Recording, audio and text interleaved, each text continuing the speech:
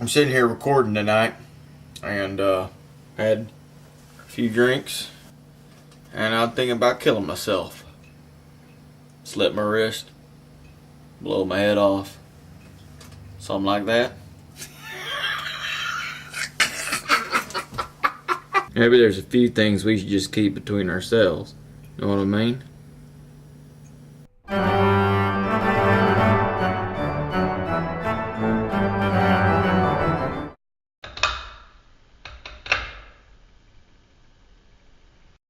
Once there was a little tiny lady who lived in a little tiny house, and she had a little tiny dog, and she decided to go to the store for some bread. Her little tiny dog brought her little tiny slippers. She put them on her little tiny feet,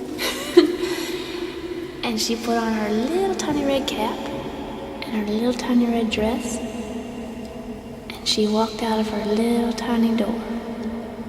She went down the street. She passed a little tiny bookstore.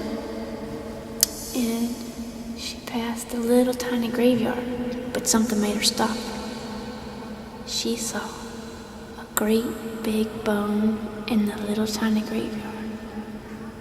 She picked up that bone and she brought it back home.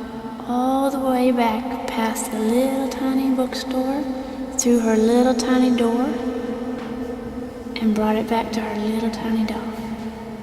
She put it next to the cupboard in the kitchen, because it was too big for the little tiny cupboard. And she went upstairs, and her dog took away her little tiny slippers. While she was up there, though, she heard a voice. It said, "Where's my bone?" She got scared in her little tiny way.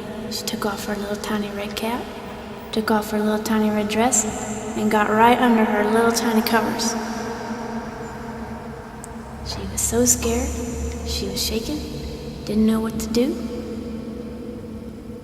After some time, she went downstairs, and the bone was gone.